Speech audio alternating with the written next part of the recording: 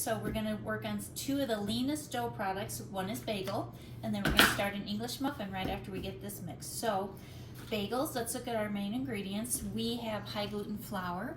We need this for strength and support because these bagels, we're going to do them the traditional way where we're going to boil them, and we don't want the bagel to disintegrate in the water, so we have all bread flour. We have salt. Salt is here for our flavor. Salt will help condition the gluten, and that's going to give us a little bit of a chewy crust. We have a new ingredient today, and this is malt powder. Malt powder is a sugar substitute. The sweetening power is only about 20% as opposed to granulated sugar, but what it gives, it's going to give us just a little depth of flavor and a little bit of a fermented flavor. Malt powder is traditional in bagels, so it will replace our granulated sugar, and we're actually going to boil our bagels in a solution of malt and water. And we have our instant yeast, and we have our water. So remember, water, we're doing the instant yeast, so we need the temperature to be, again, between 110 and 115. So let's start our mise en place. We've measured. Now we want to proof our yeast. So yeast is going to go into the water. And since for the last week we've been doing granulated sugar, since we don't have any in this formula, we're going to put in just about a teaspoon of malt, and we're going to stir this. And remember, this is called proofing the yeast, and we're going to let this go for 1 to 2 minutes, and it should start to bubble up. And remember, we always do this just to make sure the yeast is alive. So we're going to set that aside. And now on the bench, because we try to mix almost everything on the bench just so that we can get the feel of the dough. Salt goes in first. Remember, if salt comes into direct contact with the yeast, it can start to kill the yeast because it gets the water that the yeast needs, and so yeast can't really activate. Now let's look at this. You can see on the top my yeast is starting to bubble. We don't really see the line yet on the side, but that'll be there in just a second. So we never use that until we see that the yeast is starting to bubble up. And next, the rest of my malt powder will go in. Now, I know for the last 2 days I've always been talking about one hand wet, one hand dry. It's still really important because remember, the faster we work this on the bench, the less dusting flour is needed. Okay, so again, let's take one more look. Is it bubbling? It sure is. Okay, that means we can sure use it. So I'm right-handed, so I'm going to pour with my right hand. I'm going to stir with my left hand. Remember, I never stop pouring. I never stop stirring. And again, my well is expanding. You could do this on the machine. If you do it on the machine, use the dough hook, and it will mix in about 2 to 3 minutes. But again, we're going to give ourselves a little bit of an arm workout. So we're going to do it straight on the bench. Now, almost my water's in, but the last 2 times I've had us clean out that container to make sure that we get all the yeast out. And I'm just going to start to use my bench scraper. I'm going to bring my flour in and just start it to fold over. And then again, we'll go back into proper kneading techniques where we push, turn, and pull. You're going to find that every day that we're in the bake shop, it gets a little bit easier to do the kneading. Remember when we did the braided loaves and the soft rolls, you were saying your arms were really tired, but we'll be getting stronger every day that we do this. So there we go, I have it. Remember, it looks quite shaggy right now, so now what I have to do is start to develop the gluten. So remember, I push, I turn, and I pull. So this is common method for us now because this is the 3rd time that we've done this. So remember, I'm looking for the dough to spring back at me. And when the dough stops picking up flour on the bench, remember we said it's not hungry anymore, so then we just won't try to incorporate any more in. Remember, I'm looking for the dough to spring back at me. It's not quite there yet. See, that one wasn't very fast. So I'm going to give it just a couple more spins. But so the dough doesn't dry out, I'm going to move all this away.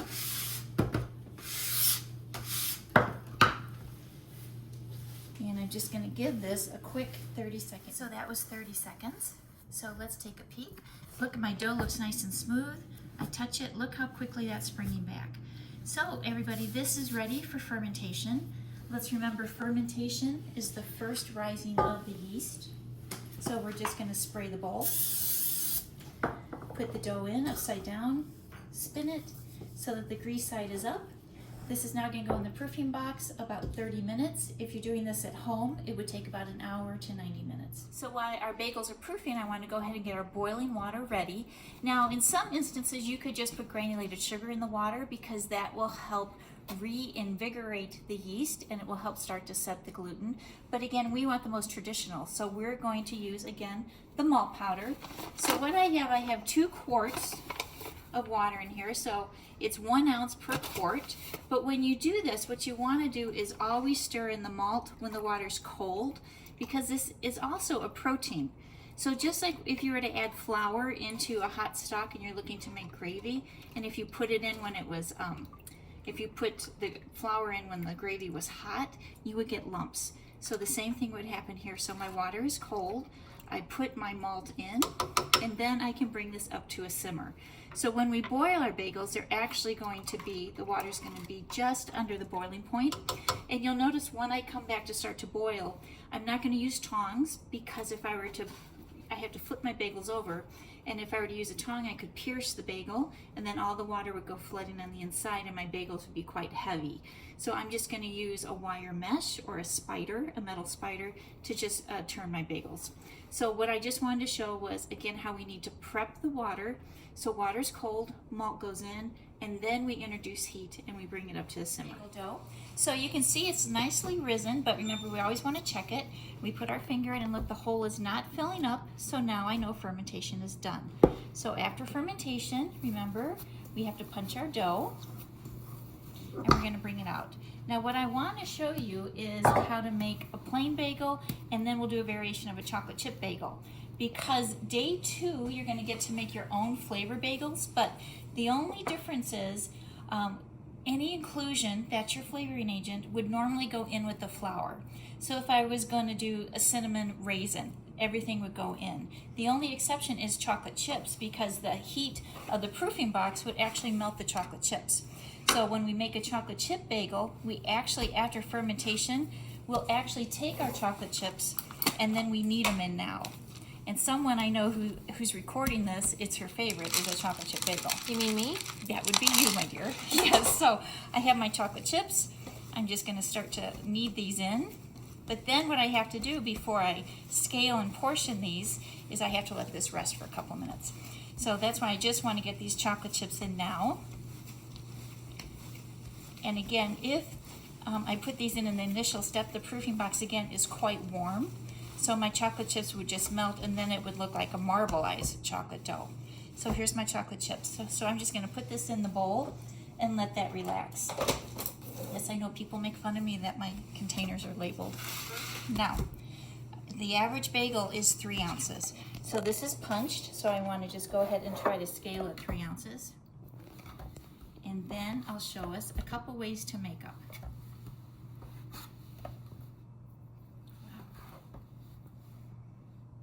Close enough, right? Except if you were testing, then I'd be on you saying you were off.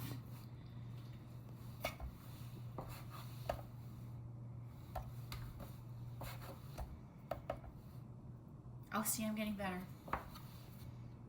Okay.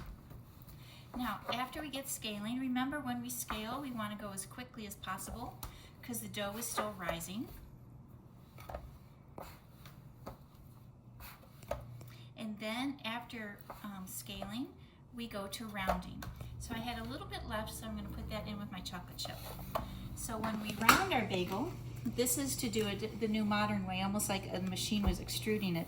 We have to, again, put these into a boule. So again, we've done bouling already when we did our soft rolls, but it goes into the nook and cranny of your hand. Between my thumb and my index finger, I'm pressing on the bench so that I get a nice tight boule. Okay, you want it to have very few wrinkles, because if it has a lot of wrinkles, this is almost our final shape, and then we would have wrinkles everywhere, and then the look of the bagel would not be good. Scaling the bagels, what's the max amount that you can go over under the 3 ounces? You know, that's a great question. Remember, a scale is accurate to, you know, just about a 1/4 of an ounce. So that's really where we'd want to be, a 1/4 ounce up, a 1/4 ounce under. So you'll see some of mine were at 325, some were at 2.9, so that's okay. I just wouldn't want to get to 3.5 because then it's really going to throw out my production. It doesn't seem like a lot when we're only doing a dozen bagels, but if I had 500 bagels to do and I did each one a 1/2 ounce over, I really lost a lot of volume. So try to get as close as you can, but 3.2, 2.8, that's really where we want to be. Unless you're testing, because then I'm going to want it to be 3.0. Okay, you hear Correct? that, everyone? 3.0. Speaking of someone who's done a lot of school, Yeah. right? Okay, so I'm going to let these bench, and now I'm going to come back and just do my chocolate chip ones. So I'm going to scale these, round them, and we'll be right back. I want to show you a couple different makeups. So this is the makeup that the book talks about. They put it into a rope, and then we pinch the seams, and then you'll put your finger in between, and then you'll just go back and forth to get the bagel.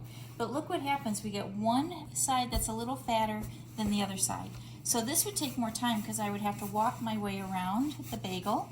But the upside is this looks very artisan, but it's not uniform. So if I was toasting this side would still not be toasted, and this would actually be a little bit too dark. So I want to show you how we're going to do it, and it's very much like a machine would extrude it. You're going to take your thumb, and you're going to put your thumb right through the center.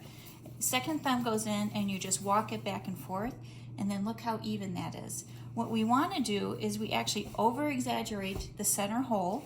So we want it to be about an inch, inch and a half, because this still has to proof a little bit, and we're going to get oven spring actually when it's boiling in the water. So if I were to leave it like this and the hole was that small, after boiling, after baking, this would actually be completely enclosed. So that's why we're just going to over-exaggerate these holes so that after proofing and during the baking or the boiling process, you're going to see that these will be the perfect shape of bagel. Now, what we need to talk about is bagels should be a little bit on the cool side before we boil them, so that when we pick them up, they don't lose their shape. So I'm actually going to spray these again so they don't get a crust on them, and I'm going to put them in the cooler for just about 10 to 15 minutes. At this point though, if my production was running slow, I could actually freeze these and then pull them out, let them thaw, and then I could go through the boiling process. So I could stop production right now if I needed to, but I just want to chill these down a little bit, because since they are going to raise, they're going to be a little bit on the fragile side, as you've seen what bread looks like after we've proofed it, and I just don't want them to lose their beautiful shape when they go into the water. So we chill them, that tightens the gluten, and then we'll get them into the water for boiling.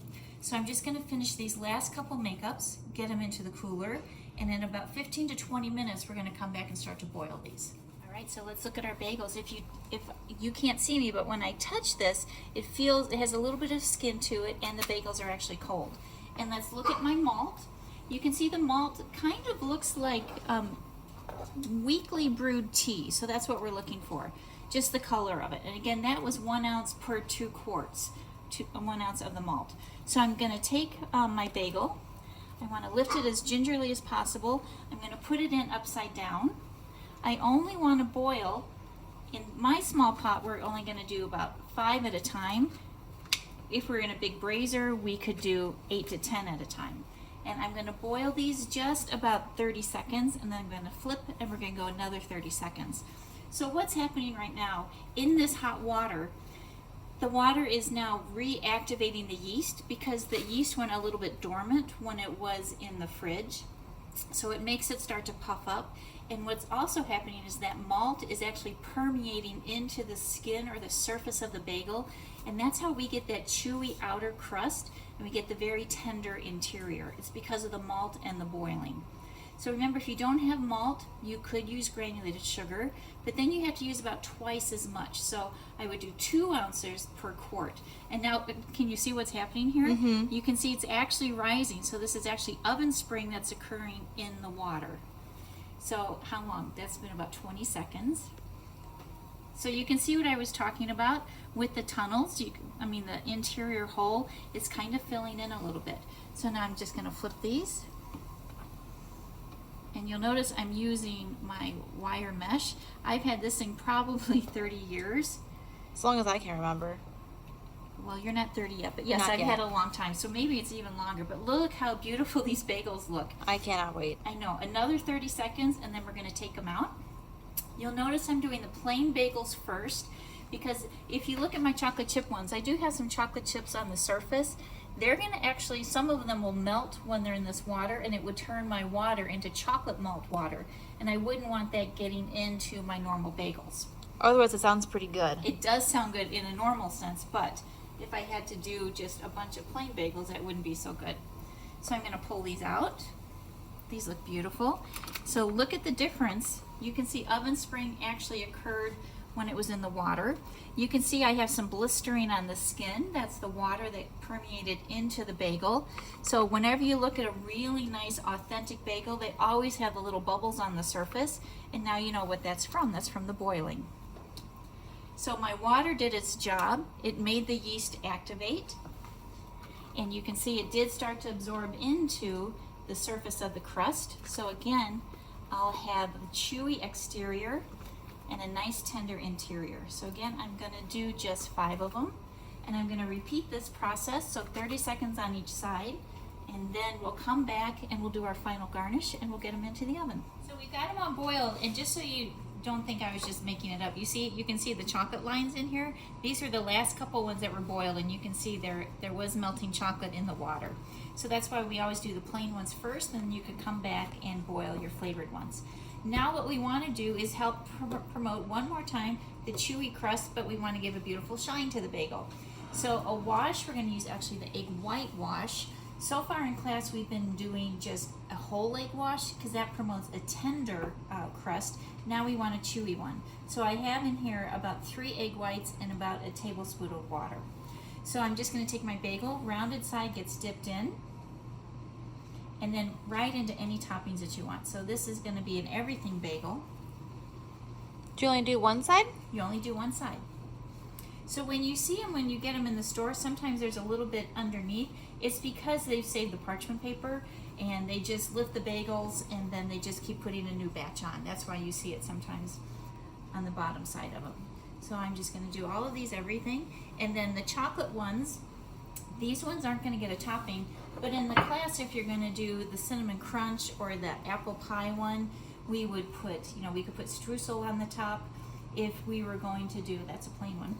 If you're going to do the jalapeno one, we could put cheddar cheese on the top of them. Or if you're going to do Asiago, after we dip them, you could put another topping on. Is this a plain one? Nope, that's chocolate chip. So these guys we're going to just put straight in the egg white wash. These are now going to go into the oven because we have to finish baking these. So the oven temperature is quite hot. It's going to be 425. And we're going to bake these until internal temperature is about 200 degrees. Okay, so 425 internal, 200 degrees. That's going to take about 15 minutes in our oven. So I'm just going to pop these into the oven, and then we'll come back and we'll take a look at them when they come out. Let's check our bagels. They've been in just about 15 minutes. You can see they don't have a lot of color on them yet. So I know I don't even have to check the temperature because we're going to want the crust to be golden.